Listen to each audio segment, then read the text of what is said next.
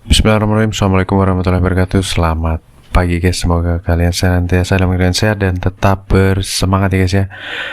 Oke, jadi kesempatan kali ini saya akan melakukan unboxing dan tes untuk sebuah kartu grafis ya guys ya. Seperti yang teman-teman lihat di layar, di sini saya mendapatkan sebuah kartu grafis dari Asus, yaitu Asus Strix GeForce GTX 960 dengan varian OC Edition 4GB GDDR5 VRAM memori, 0 dB fan, dan Super Alloy Power ya guys ya. Jadi kartu grafis ini adalah ciri khas dari kartu Strix ya, Asus Strix ya. Bentuknya seperti ini.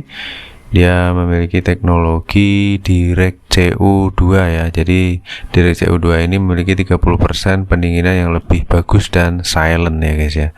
Oke, untuk serinya seperti ini ya, Strix GTX 960 DC 2OC 4GB GDDR5 direct, namanya DirectCu ya guys ya.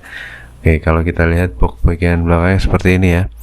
Jadi kartu grafis ini sudah pasti menggunakan Super Alloy Power dan high quality komponen, kemudian DirectCu 0 dB fan ya.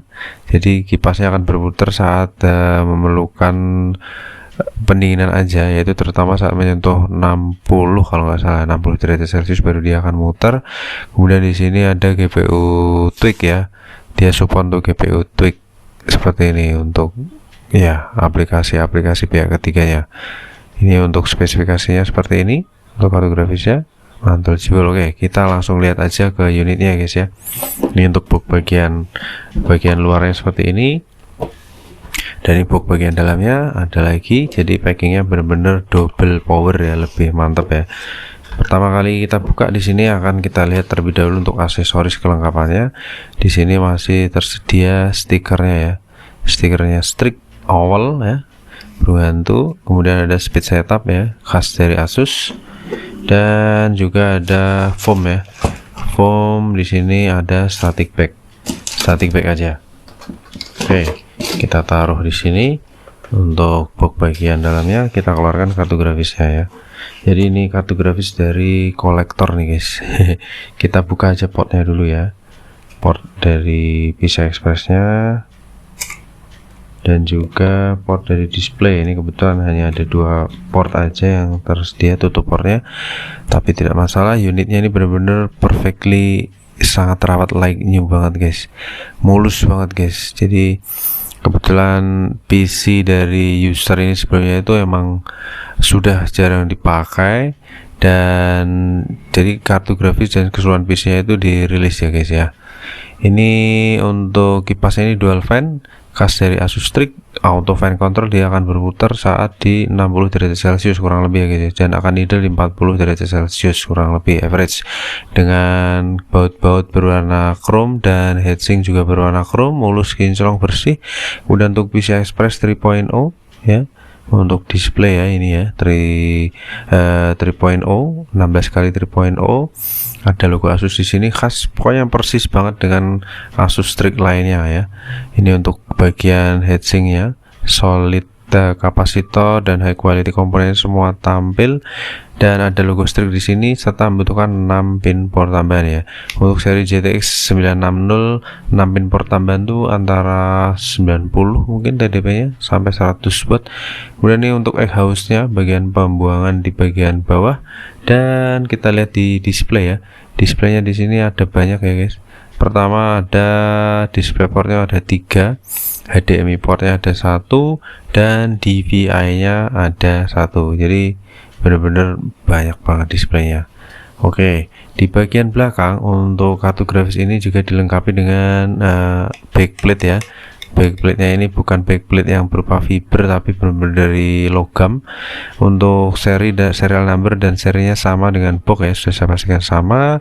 Ini dulu adalah garansi resmi dari PT Asus Indo Service Tama, Asus Indonesia ya namanya, sebelumnya dulunya seperti itu. Dan segel dari pabrikannya masih utuh banget, mantul jewel, sangat terawat, perfectly like new guys, mantul jewel.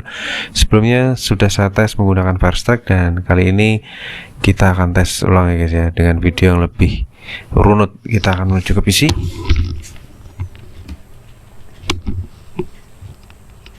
Kita pasang dulu ya. lepaskan dulu. Ini kita turunin aja deh, kita turunin dulu biar gampang nih masangnya guys.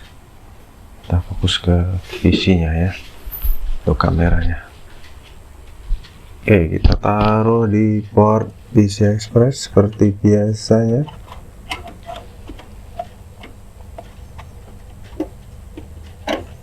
PCI Express, yep, langsung plug and play, mantap.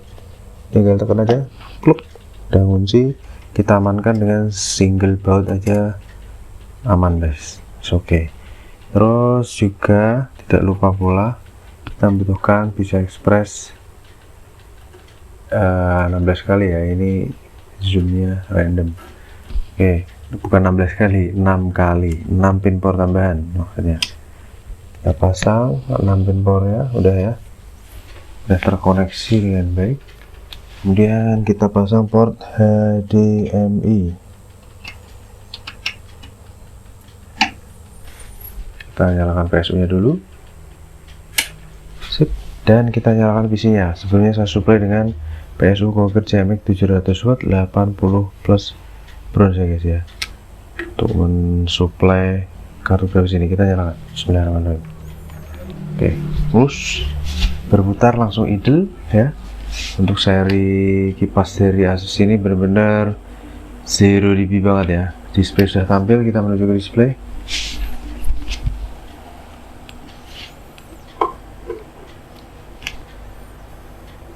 Kita paskan dulu zoomnya, terlalu jauh guys. Oke, ini resolusi layar sudah Full HD ya guys ya, artinya bahwa kartu grafis ini sudah pernah terkoneksi ke PC ini. Karena tadi merupakan tes pertama yang saya lakukan, dan saat ini tes kedua. Saya tes per 3 Oktober jam 22.30 malam ya guys ya. Oke, kita tunggu terlebih dahulu untuk startupnya ya. Ini kita zoom aja biar Xiaomi 1,2 kali aja cukup zoom ya. Oke, kita fokus ke layar. Kita lihat untuk software pendukungnya, kita load dulu ya. Di sini kita butuh yang namanya ya seperti biasa 3D Mark. Kemudian untuk MSI Afterburner suhu di 35-36 derajat Celcius. Kemudian hardware info untuk prosesor sendiri di 37 sampai 40-an ya, 40-an, dan kartu grafis idle, kipas idle itu di 38 derajat Celcius, dimana suhu terendah 34 derajat Celcius. Seperti itu ya. Kita buka GPU Z dan kita akan coba lookup untuk spesifikasi kartu grafis ini ya di website ya. 3D Mark sudah ngebuka. Oke, Asus, jadi kartu grafis ini bernama Asus RTX GTX 960 DirectCu 2 OC Edition 4GB ya. VRAM-nya 4GB, mantul. Kemudian untuk arsitekturnya bernama Maxwell 2.0 dengan GPU 6-nya GM206, dan dia memiliki 2940 juta transistor. Untuk kartu grafis ini memiliki render texture mapping 32/64 dengan shadernya di 1024 core dan berjalan di 16 kali 3.0, subwindow dari Asus, kemudian bandwidthnya 128 bit, GDDR5 Samsung 4GB ya, dan memiliki bandwidth 112,2 GB per detik, jadi kencang banget guys.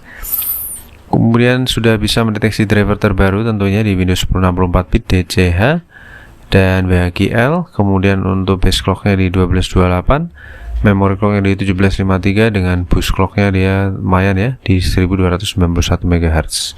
Oke, kita akan cek untuk kartu ini dual slot guys, panjangnya 21,5 cm, tebalnya nggak ada ya, 21,5 cm, TDP-nya 120 watt ya maksimal, suggest power supply 300 watt, dan HDMI-nya udah 2.0, DisplayPort-nya 1.4A dengan pin powernya 6 kali aja. Oke, kita akan jalankan tes kartu grafisnya. Kita akan tes menggunakan Firestrak lagi ya. Kita tes di preset 1080 dan kita tunggu terlebih dahulu ya untuk prosesnya. Please wait, collecting system info. Suhu saat ini kipas masih belum muter ya, 0 dB itu di 43 derajat Celcius. Kartu grafis ini masih segel, belum pernah dibongkal, belum pernah direpasta dan lain sebagainya. Namun dia masih dalam taraf suhu yang adem ya guys ya. Adem, normal, mantul, jiwul. Seperti itu.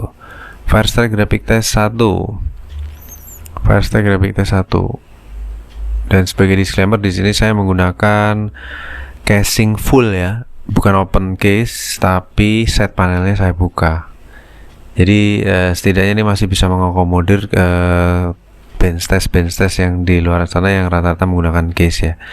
Oke, temperatur saat ini posisi di 60 derajat Celcius dengan full load di 99%, TDP berjalan di 120-an, 115 sampai 120-an dengan memory clocknya berjalan di 3,6 GHz dan core clocknya di 1300-an. Untuk saat ini sudah mencapai 900 frame menuju ke 1000. Oke, 1000 lebih ya, performanya jelas-jelas 1112 dengan C1050 Ti. Hanya saja ini lebih powerful ya dari sisi performa dari kartu grafisnya. Baik, kita lihat untuk Firestore Graphic Test 2. Firestore Graphic Test 2 ini lebih smooth untuk dijalankan.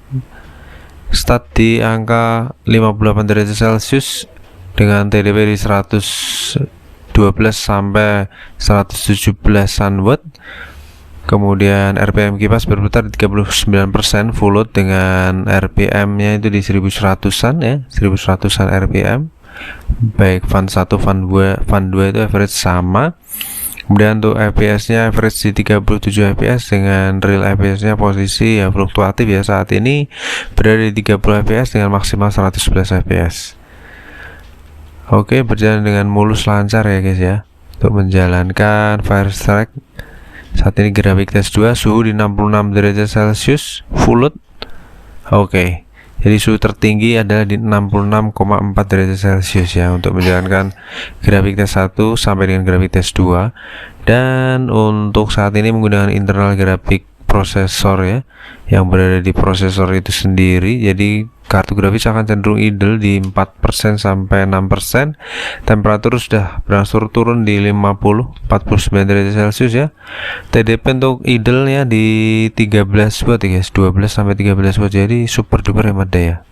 Super duper. Lanjut ke Firestore Combine Test, ini tes terakhir sebelum kita bisa melihat hasil valid dari performa kartu grafis ini.